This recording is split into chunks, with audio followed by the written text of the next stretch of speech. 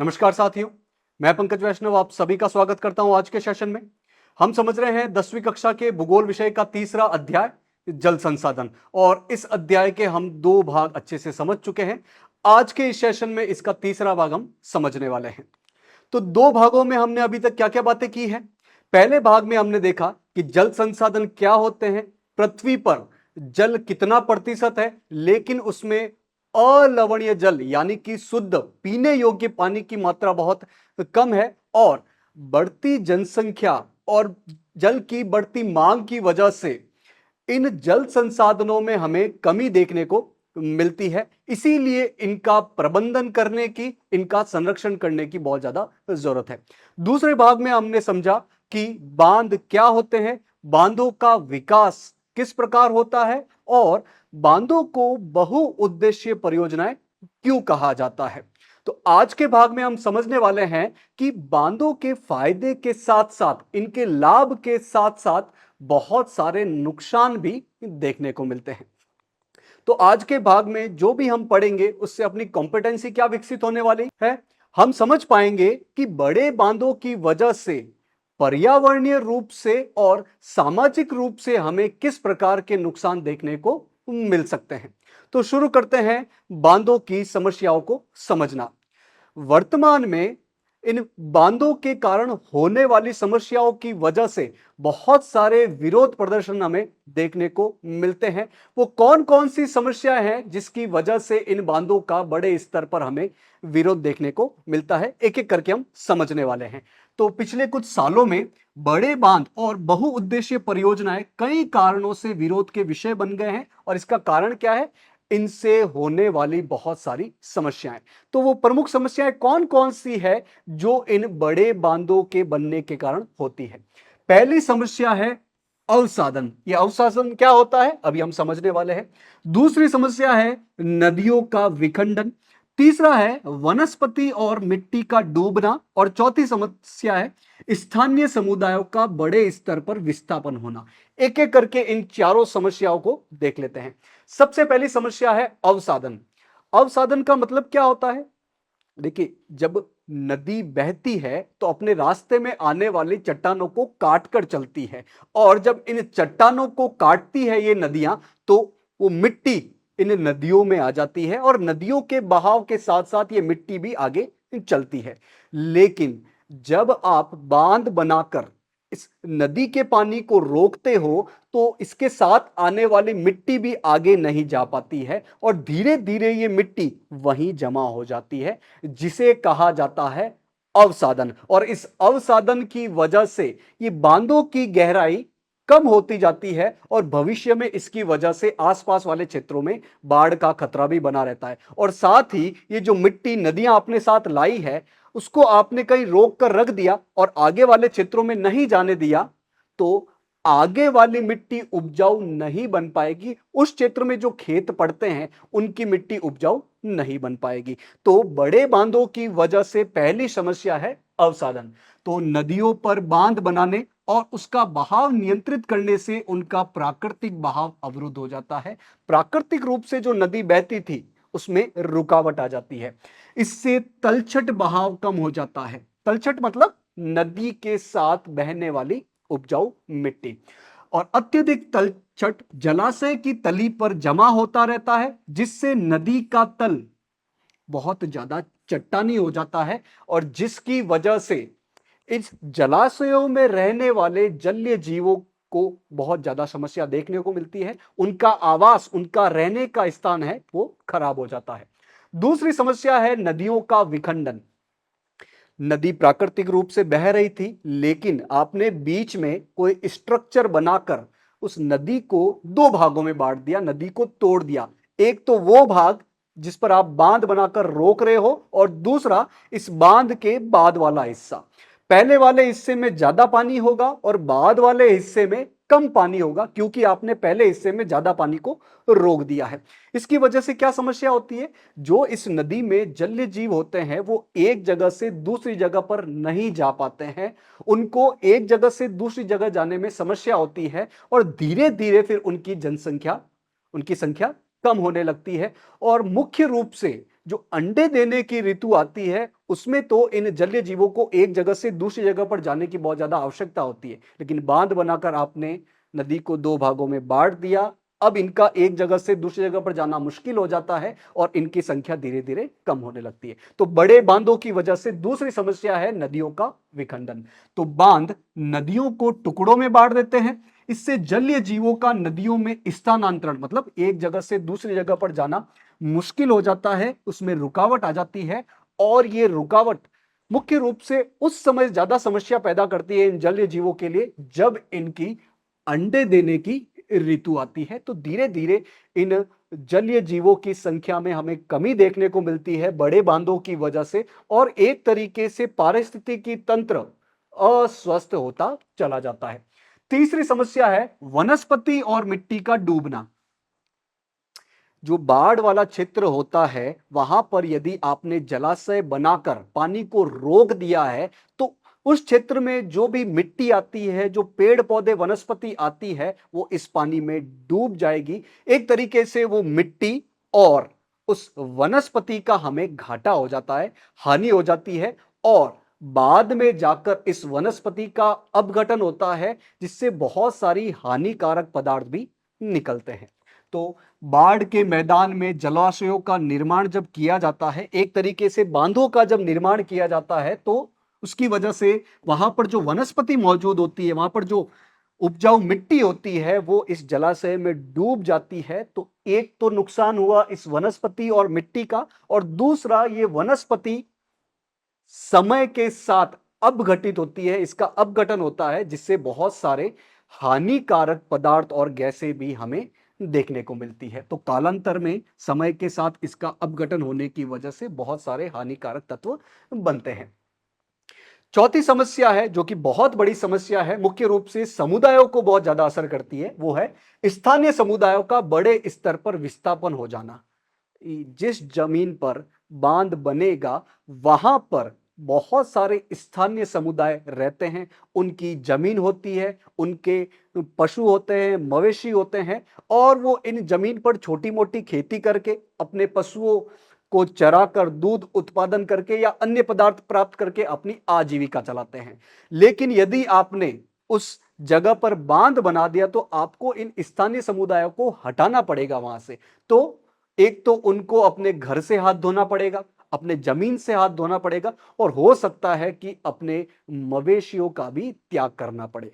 तो बांध निर्माण के लिए स्थानीय लोगों को बहुत सारे त्याग करने पड़ते हैं, जैसे कि उनकी जमीन चली जाती है, उनके जो संसाधन होते हैं, पशु मवेशी होते हैं, उनका भी त्याग करना पड़ सकता है, और इस प्रकार उनकी आजीविका भी चली जाती है। वो साधन जिनसे अपना ये जीवन चलाते हैं, अपना जीवन यापन करते हैं, उनसे भी इनको हाथ धोना पड़ता है। तो बांधों की वजह से समुदायों को भी बहुत सारा त्याग करना पड़ता है। तो हमने देखा था दूसरे भाग में कि बांधों से बहुत सारे लाभ प्राप्त होते हैं।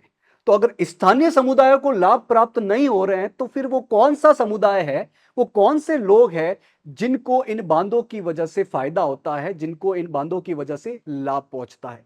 शायद जो बड़े बड़े किसान हैं जो इस बांध के पानी से अपनी सिंचाई कर रहे हैं, जो बड़े बड़े जमींदार हैं, जो बड़े बड़े उद्योगपति हैं जिनके उद्योगों को इन बांधों से पानी मिल रहा है, और कुछ नगरीय केंद्रों को मुख्य रूप से लाभ होता है। कहने का मतलब स्थानीय समुदायों को तो बहुत सारी चीजों का त्याग करना पड़ता है इन बांधों के निर्माण की वजह से, और इसीलिए हमें इन बांधों की वजह से बहुत सारे पर्यावरणीय आंदोलन भी देखने को मिलते हैं, जैसे कि नर्मदा बचाओ आंदोलन, जैसे कि टिहरी बांध आंदोलन।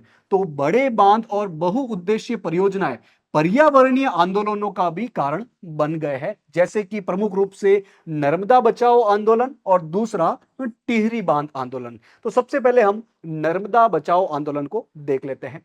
नर्मदा बचाओ आंदोलन नर्मदा नदी पर मुख्य रूप से गुजरात में सरदार सरोवर बांध बनाया गया बहुत सारे उद्देश्यों की प्राप्ति के लिए, लेकिन उस बांध बनने की वजह से एक पर्यावरणीय समस्या भी देखने को मिलती है और समुदायों को भी समस्या देखने को मिलती है। इसीलिए ये नर्मदा बचाओ आंदोलन आया था।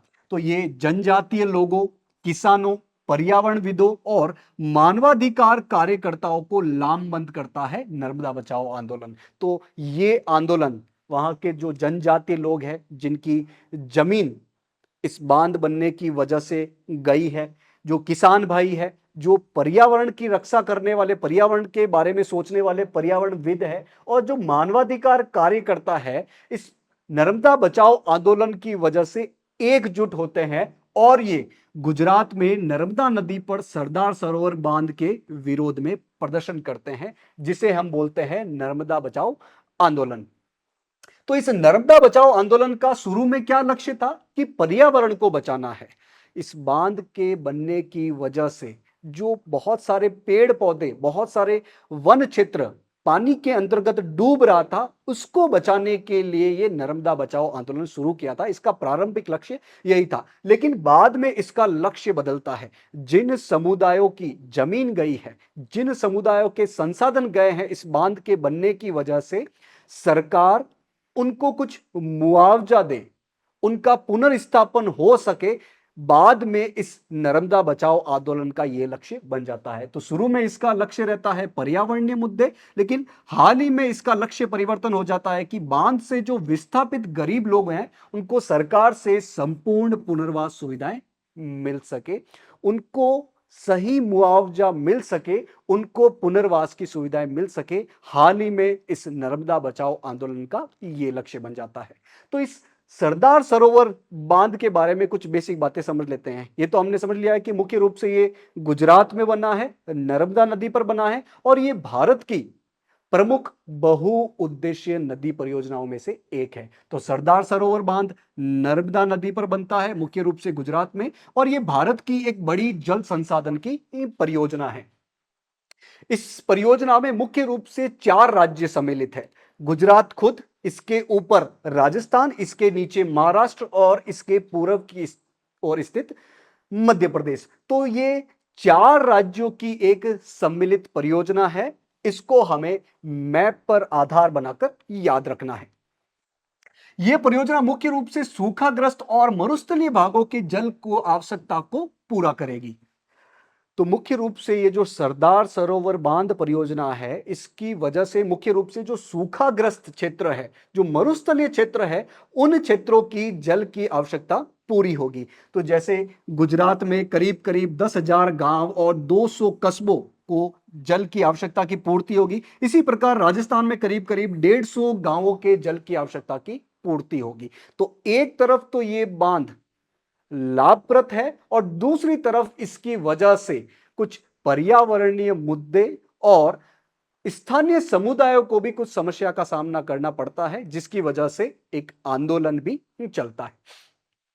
आगे बढ़ते हैं और समझते हैं कि बांधों के कारण कुछ और भी समस्या है क्या। बिल्कुल है। पहली समस्या है फसल प्रारूप में परिवर्तन। इसको हम आने वाली स्लाइड में डिटेल में समझने वाले हैं। दूसरी समस्या है सामाजिक परिदृश्य में बदलाव होता है। तीसरी समस्या है अंतरराज्यीय जल विवाद होता है, और चौथी समस्या है उद्देश्य को प्राप्त करने में विफलता मिलती है। पांचवी समस्या है अवसाधन, और छठी समस्या है अन्य प्रभाव। एक एक करके इन 6 समस्याओं के बारे में डिटेल में बात करते हैं। पहली समस्या है फसल प्रारूप में परिवर्तन। फसल प्रारूप में परिवर्तन का मतलब क्या है? उदाहरण के माध्यम से समझिए कि किसान भाई मान लीजिए कि पहले ऐसी फसल लगाते थे जिनमें पानी की आवश्यकता कम पड़ती हो, जैसे कि बाजरा हो गया, ज्वार हो गया, मक्का हो गया। और क्यों करते थे ऐसा? क्योंकि उनको सिंचाई के लिए पानी उपलब्ध नहीं था। लेकिन इन बांधों के बनने की वजह से चूंकि जल की उपलब्धता में बढ़ोतरी होती है, सिंचाई के लिए पानी की मात्रा बढ़ती है, तो यही किसान भाई सोचते हैं कि हम ज्यादा पानी वाली फसल लगाते हैं, क्योंकि बाजार में इन फसलों का मूल्य, दाम ज्यादा मिल रहा है। तो इस प्रकार पहले कम पानी की जरूरत वाली फसल लगाई जाती थी, लेकिन बांधों के आने की वजह से अब ज्यादा पानी की जरूरत वाली फसलें लगाई जा रही है, यानी कि फसल प्रारूप में हमें परिवर्तन देखने को मिलता है। इसकी वजह से अत्यधिक सिंचाई करने की वजह से हमें मिट्टी में लवणता भी देखने को मिलती है। मिट्टी का उपजाऊपन धीरे धीरे कम होता हुआ भी देखने को मिलता है। तो पहली समस्या, फसल प्रारूप में परिवर्तन। तो बांध से सिंचाई सुविधाएं बढ़ती है और किसान जल गहन और वाणिज्य फसलों की ओर आकर्षित होते हैं। ऐसी फसलों की तरफ आकर्षित होते हैं जिनमें ज्यादा पानी की जरूरत पड़ती है और जो वाणिज्यिक फसल है जिनको बेचकर बाजार में ज्यादा दाम कमाया जा सकता है। और इसकी वजह से कुछ गंभीर पारिस्थितिकीय परिणाम भी सामने आते हैं, जैसे कि मृदा में लवणीकरण की समस्या आती है। यदि मिट्टी में आप जरूरत से ज्यादा पानी देते हो, सिंचाई करते हो, तो सूर्य की उष्मा की वजह से ये पानी कैपिलरी एक्शन की वजह से नीचे से लवण को ऊपर लेके आ जाता है, जिसकी वजह से मृदा में हमें लवणीकरण की समस्या देखने को मिलती है। दूसरी समस्या है सामाजिक परिदृश्य में बदलाव देखने को मिलता है। भाई बांध का जो पानी है उसके बहुत सारे उद्देश्य है, बहुत सारे लाभ हैं। तो अलग अलग वर्ग, अलग अलग लोग इससे अलग अलग लाभ लेने की कोशिश करते हैं। जैसे कि नगरीय क्षेत्रों के लोग सोचते होंगे कि हमें बांधों से पानी मिल जाए ताकि हम अपने घरेलू आवश्यकता या उद्योगों की आवश्यकता की पूर्ति कर सके। वहीं दूसरी तरफ जो किसान भाई होते हैं वो सोचते हैं कि हमें इन बांधों से ज्यादा पानी मिले ताकि हम सिंचाई करके अपनी फसल को ज्यादा उगाकर ज्यादा मुनाफा कमा सके। तो एक ही बांध के पानी से अलग अलग वर्ग अलग अलग प्रकार के लाभ लेना चाहते हैं, जिसकी वजह से समाज में एक संघर्ष पैदा हो जाता है, समाज दो भागों में बढ़ जाता है और इस प्रकार हमें समाज में बदलाव देखने को मिलता है।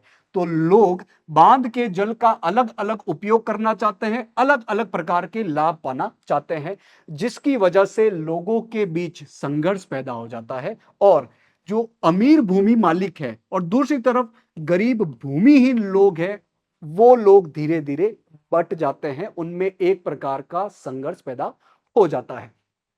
जैसे कि गुजरात में एक एग्जांपल समझते हैं कि गुजरात में साबरमती बेसिन में सूखे के दौरान नगरीय क्षेत्रों में ज्यादा पानी दिया गया, जिसकी वजह से वहां आसपास के गांवों के किसान भाई नाराज हो गए और उन्होंने विरोध प्रदर्शन भी किया। तो साबरमती बेसिन में सूखे के दौरान नगरीय क्षेत्रों में अधिक जल आपूर्ति देने पर परेशान किसान उपद्रव पर उतारू हो गए। तो इस प्रकार सामाजिक परिदृश्य में भी हमें बदलाव देखने को मिलता है इन बड़े बड़े बांधों की वजह से। तीसरी समस्या जो हमें देखने को मिलती है वो है अंतरराज्यीय जल विवाद। अंतरराज्यीय जल विवाद मतलब कि राज्यों के बीच में पानी के बंटवारे को लेकर विवाद हो जाना, झगड़ा हो जाना। जैसे कि कोयना नदी पर महाराष्ट्र सरकार ने एक बांध बना दिया तो कोयना नदी का अधिकतर पानी बांध के पहली तरफ ही रुक गया, यानी कि दूसरी तरफ पानी की उपलब्धता कम हो जाएगी। और दूसरी तरफ मुख्य रूप से आंध्र प्रदेश और कर्नाटक राज्यों को पानी की उपलब्धता में कमी होने लगी, मुख्य रूप से कोयना नदी का पानी।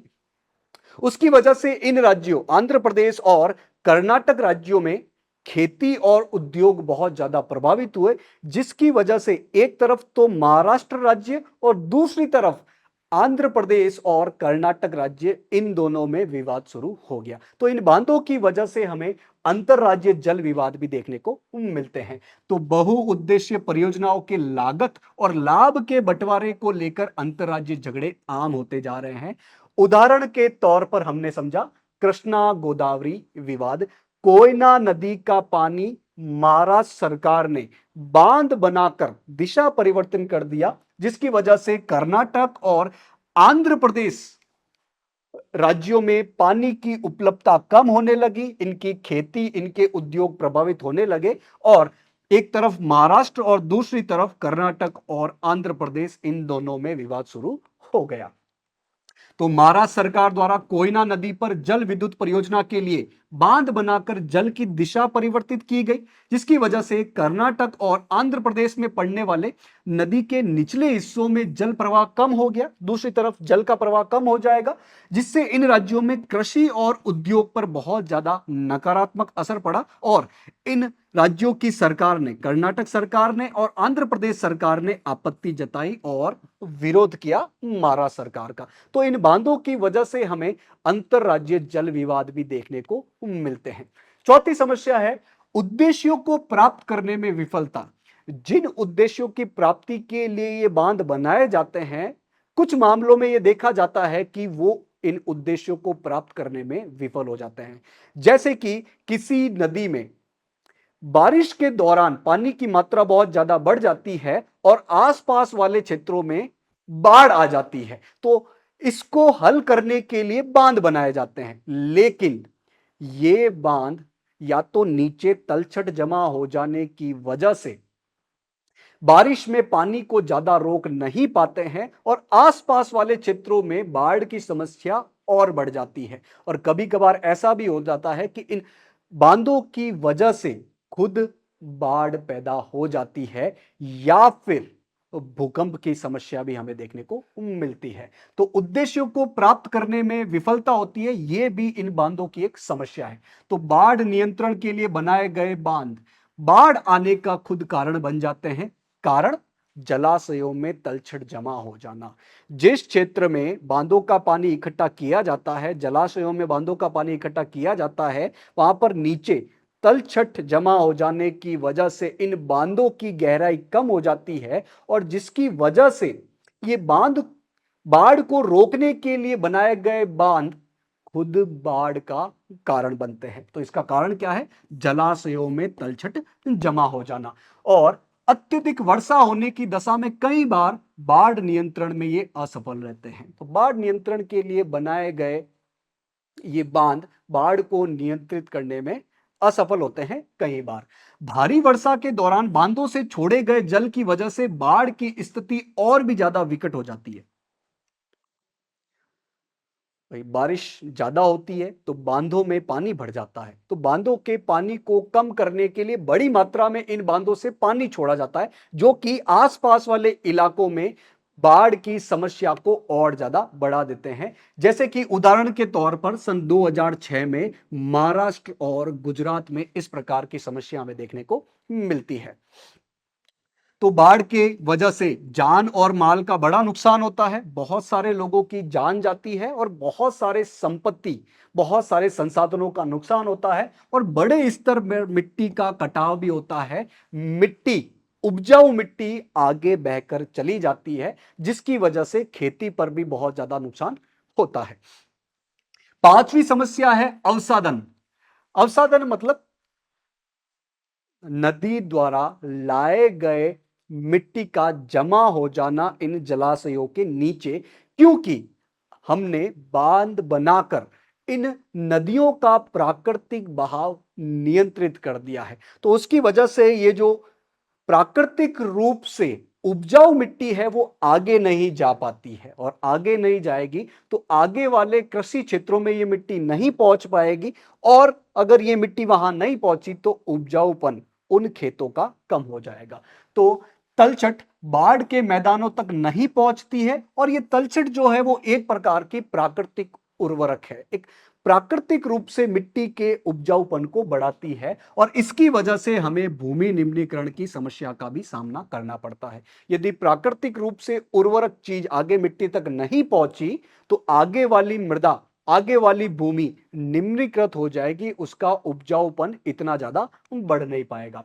और छठी, कुछ और भी प्रभाव है, कुछ और भी समस्याएं, जैसे कि भूकंप आने की संभावना बनी रहती है।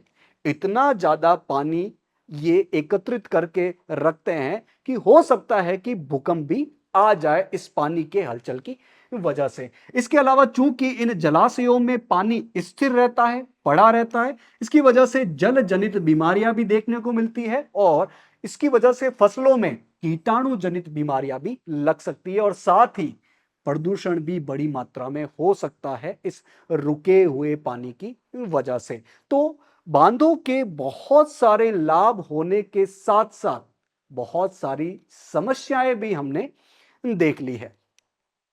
तो आज के भाग में हमने जो भी पढ़ा उसकी लर्निंग आउटकम क्या रही है कि बांधों से जुड़ी प्रमुख समस्याएं कौन कौन सी है, और उन समस्याओं के चलते स्थानीय समुदायों ने पर्यावरणविदों के साथ मिलकर और अन्य कार्यकर्ताओं के साथ मिलकर बड़े स्तर पर आंदोलन भी किए हैं।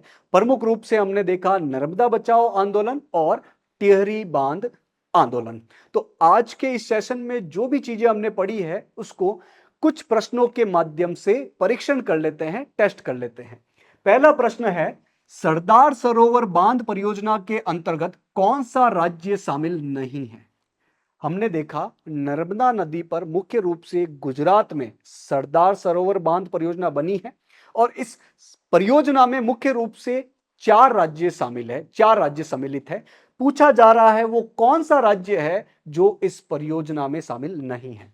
अ राजस्थान, ब गुजरात, स मध्य प्रदेश और द तमिलनाडु। तो हमने देखा कि मुख्य रूप से कौन से 4 राज्य सम्मिलित है इस परियोजना में? गुजरात, राजस्थान, महाराष्ट्र और मध्य प्रदेश।